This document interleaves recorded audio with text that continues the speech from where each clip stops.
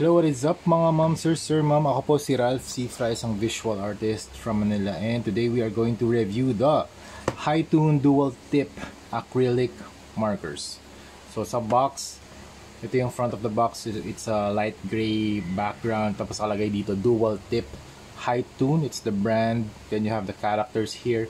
Tapos dual tip siya. We have the brush, yung line width ng brush. I want to 5mm, fine line with 1mm, acrylic painter, then different shape patterns, 36 colors, HL007, hand account, sign important, graffiti, water-based, quick drying, sun-fast, strong covering, acrylic marker sa ilalim.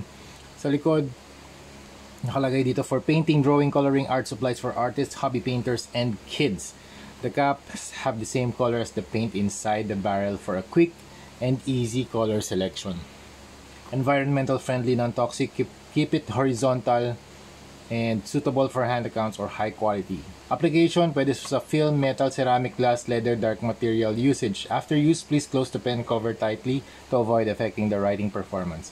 Do not store in a hot place. This product is not suitable for children under 3 years old. So yan, pwede sa paper, sa glass, sa wood, and sa stone. Okay, warning, choking hazards. Okay, ito 36 colors, ito naman 24 colors. Tara, buksan natin.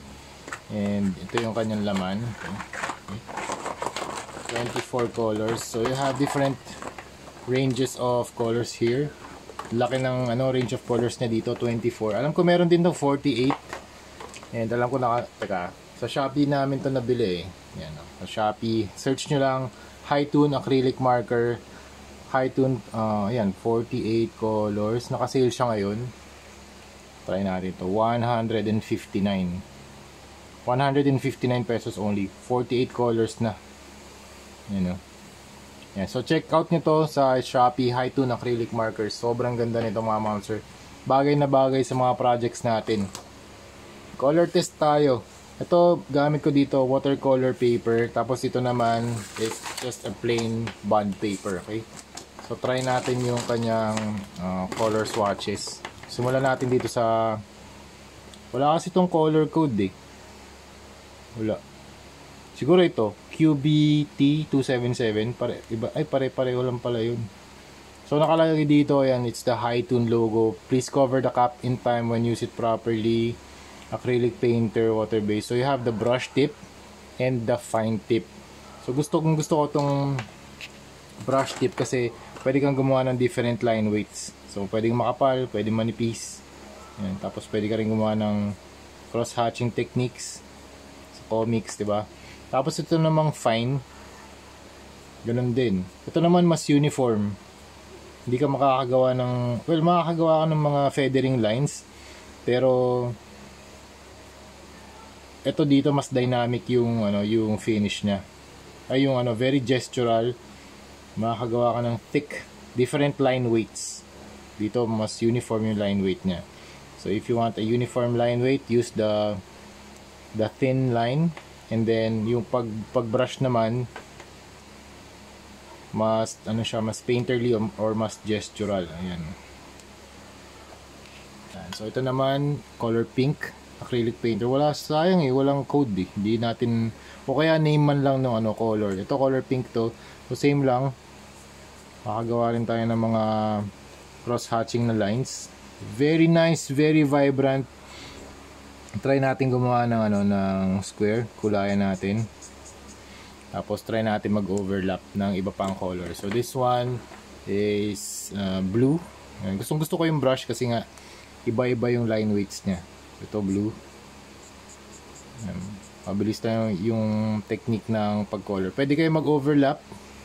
Pangalawang beses. Yan. Pwede yung i-overlap yung mga spaces na nakulayan nyo. Tsaka pwede nyo i-insert dito yung cap pag tapos na kayo mag-color. Okay, this one. Try natin dito. Isa pang color.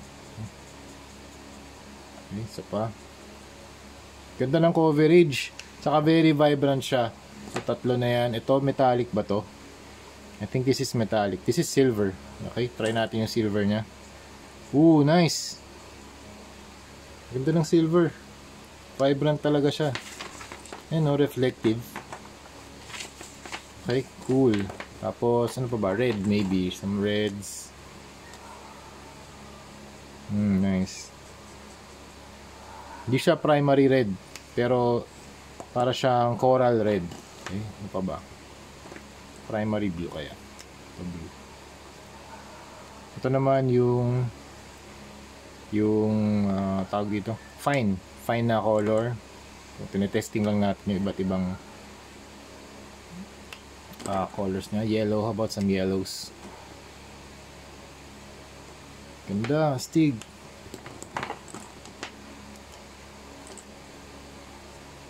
How about some greens? Alright, ganda ng ng high tone marker, very vibrant. Tsaka maganda rito mga ma'am sir, affordable siya. Para sa 48 colors, 169 lang ata ngayon. So, ito may mga neutrals ka din dito.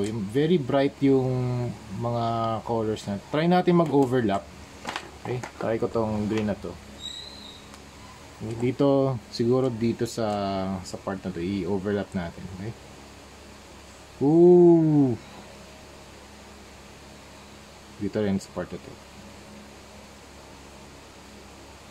Astig!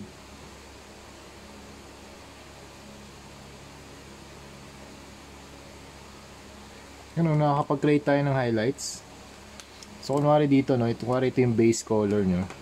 Pwede kang mag-create ng highlights. Okay? So, try natin sa purple. Kaya, how about some blue? Blue na lang. Sige, ito na lang. So, kunwari ito yung base color natin. Tapos, ito yung magiging shadows. Ito yung base color.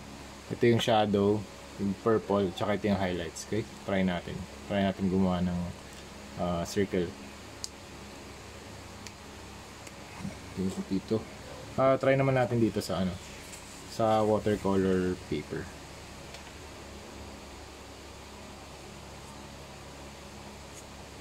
Okay, try natin.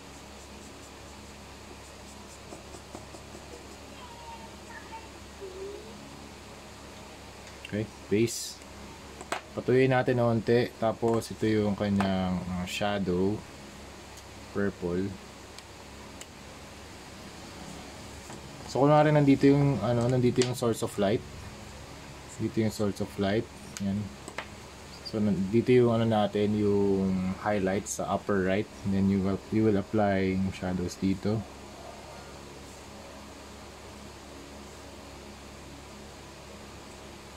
Okay.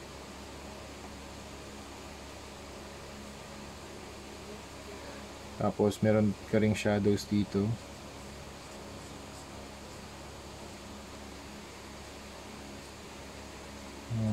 Tapos create tayo ng highlights.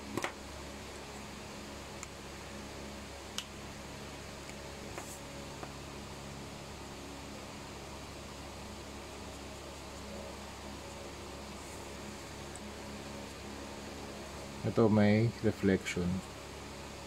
reflected light. Okay. And then what else? Ito pwede pa maging highlight to. Kaya white. Meron ba tayo white? Try natin. Ganda ng coverage. Ano? Kung pwede pa tayo mag-apply ng red or maybe red dito sa extreme part ng shadows. Okay. Tapos sa highlights naman natin white. Extreme highlights. Okay, dito sa part nito. Yan. Meron akong dito, hair dryer.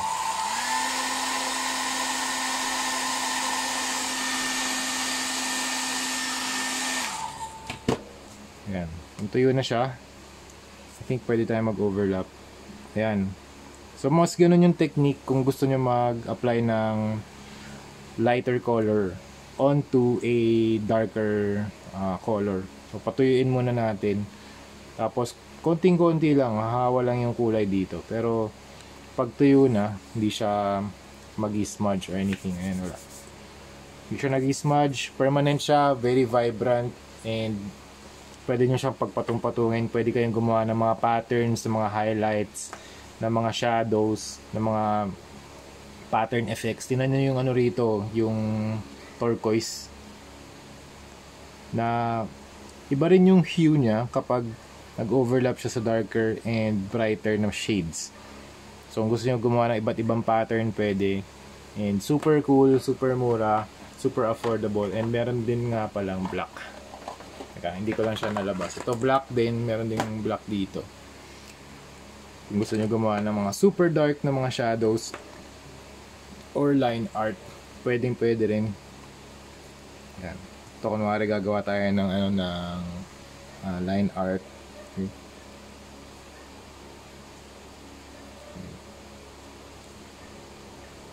Yan. Tapos cross hatching, lines, super nipis lang. Yan ang gusto ko dito eh. So, merong mga line weights compared dito sa isang tip yung fine. Kunwari, pipirmahan ko na.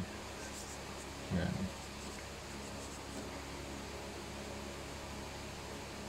Yan. Yan. So, yun yung review ko dito sa Hi-Tone acrylic markers. Very, very nice na mga acrylic markers na to. Thank you very much, Hi-Tone, for producing yung mga gantong klaseng products para sa mga kids, adults na gustong gumawa ng mga projects nila gamit yung mga acrylics na hindi mo na kailangang i-mix through a tube, diba? So pwede na rito. Ito may gold pa pala, oh. Doon sa 24 colors meron ka ng metallics. Ayan, oh. Gold and silver. Then you also have gray. So mixture siya ng iba't ibang color range. Tingnan nyo naman to, napakaraming color range nito. Silver, gold, white, black, cools, neutrals, brights, pastel color, lahat nandito na mga ma'am sir. Tingin ko itong 24 bagay na to sa mga projects natin mga ma'am sir. Matatapos na tayo rito. Ayan, look at that. Super cool color range of colors na pwede nyo pagpilian. And then ang ganda ng coverage niya, pwede nyo pagpatong-patungin, create kayo ng highlights, pero patuyuin nyo muna bago kayo mag-overlap ng isa pang color. Okay? So that's it mga ma'am sir. Ito pa pala, teka, tingnan natin ito yung choices sa sa 36. Ganyan karami. Tapos yung 48 colors ngayon naka-sale, 159 na lang, tiningnan ko sa Shopee.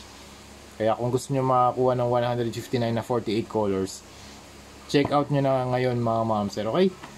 So that's it. Thank you very much for watching and see you sa next video. Bye-bye.